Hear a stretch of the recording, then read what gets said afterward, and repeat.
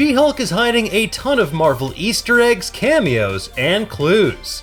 Between the Comic-Con trailer and a brand new behind-the-scenes featurette, Marvel Studios just revealed a metric ton of Marvel cameos, Easter eggs, and details about the She-Hulk series. We're gonna break it all down for you in just a moment, but if you prefer to know nothing at all, leave now before you get a rude awakening.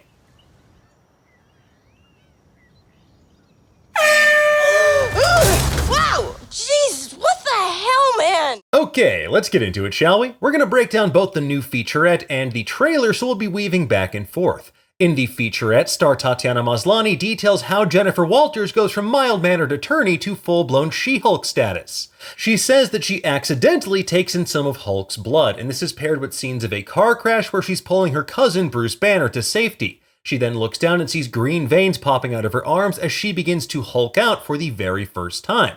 Clearly, she must have been accidentally infused with some of Bruce's blood during the crash, maybe through an open wound, and the resulting fear adrenaline response accelerated her transformation into She-Hulk.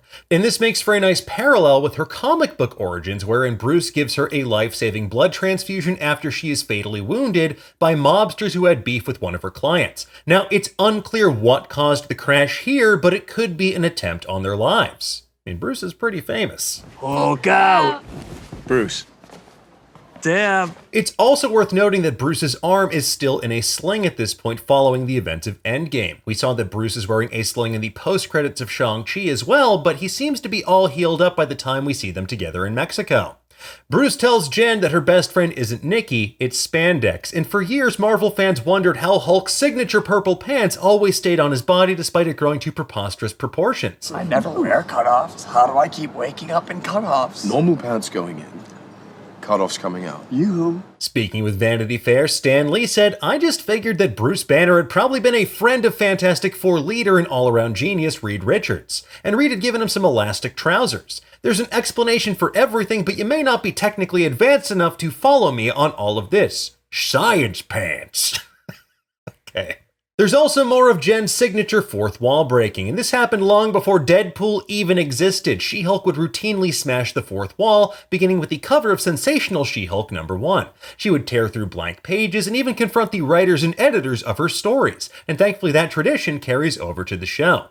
Now, much like in the comics, Jen's status as She-Hulk makes her an attractive candidate to her boss to spearhead a new superhuman law division at Goodman, Lieber, Kurtzberg, and Holloway.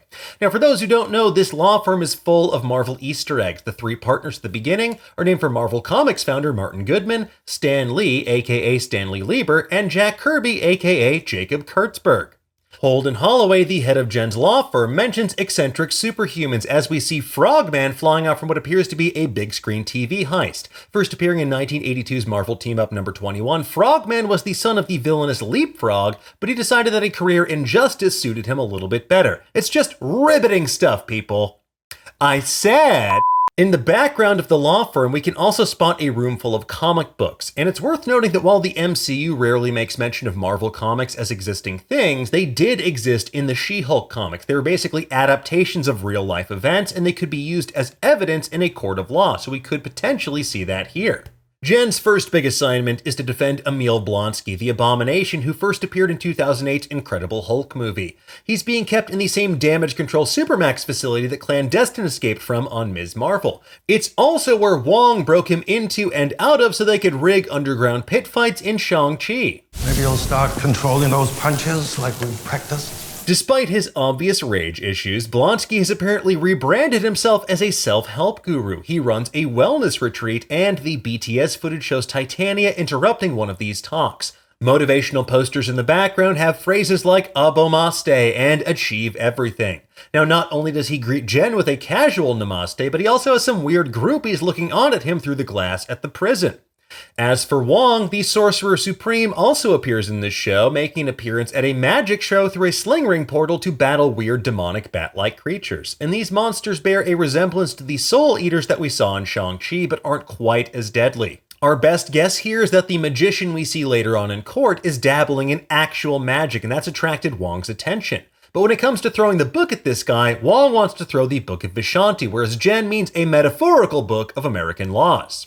There's probably an actual book. We see a variety of other superhumans as well, like a dapper gentleman who jumps out of the office window totally unscathed. There's a judge who shapeshifts into a strange woman with elfin features who resembles one of the light elves of Alfheim from the Thor mythos. And there's the aforementioned magician who abracadabras into the court in a cloud of smoke. Now, many fans were excited when they spotted a poster for this guy touting someone named Blaze. They thought it might be a Ghost Rider Easter egg for Johnny Blaze. But if you look closely, there aren't enough letters to spell Johnny, so it's probably going to be like Donnie Blaze or Danny Blaze just to really mess with us Marvel fans. Later on, we see a pair of costumed characters at Blonsky's Abomaste retreat. These are most likely Matador and Manbull, a villainous bullfighter and bull, respectively. Matador first appeared in 1964's Daredevil number 5, but his costume here looks more akin to the one we saw in Daredevil 89 in 2006. As for Manbull, he debuted in 1971's Daredevil number 78, and clearly they both have plenty of rage issues to work on, hence why they're here. It's also fitting because the trailer ends with the most anticipated reveal of all, Charlie Cox returning not as a really good lawyer, Matt Murdock, but as the man without fear, Daredevil. Now, Daredevil's wearing his red and yellow suit from the comics here, the original comic book look as designed by Bill Everett. Now, of course, with this being a comedy series, it could wind up being D-Man, a character that wears a very similar costume to Daredevil's OG suit. And at one point in the comics, D-Man went up against Titania, as played by Jamila Jamil, and she nearly murdered him, so maybe that'll happen in this show. But considering the showrunner said this is Charlie Cox, I'm going to choose to believe her instead. As for other villains, the BTS footage seemingly confirms that the construction equipment toting goons that Jen battles in the alleyway are in fact the Wrecking Crew. In the comics, these goobers gained powers when they were all struck by lightning while their leader, Wrecker, was holding an enchanted crowbar. You know, because comics. Also present is Damage Control, who arrive on the scene when the Law Awards Gala is under attack. They have the same high-tech weapons we saw in Ms. Marvel and probably wouldn't hesitate to use them on Jen either. Now, just like Marvel at Hallway Fights on Netflix, they have galas under assault on Disney+. Another fun Easter egg is when we see a close-up of a live stream that Jen's watching, and we see the user Tracksuit22, who's clearly a member of the Tracksuit Mafia from Hawkeye, bro. There's also a brief shot of some intense-looking needles in a case, including one that appears to be bent. Presumably, someone's trying to extract Blonsky or She-Hulk's blood for experimentation. Now, as long as they don't get that inside a soda, then give it to an old man, because we all know how that went down in 2008. Wow. Anyway, folks, there you have it. That's everything we spotted in the She-Hulk trailer. If you want even more Marvel goodness, guess what? We've got you covered over on Nerdist. Now, in the meantime, though, tell us, what did you think of these trailers? Did you spot anything that we missed? Well, except Bruce. And Blonsky. And Wong. Let us know in the comments below, and for the latest and greatest in the world of pop culture, make sure you stay tuned to Nerdist.com.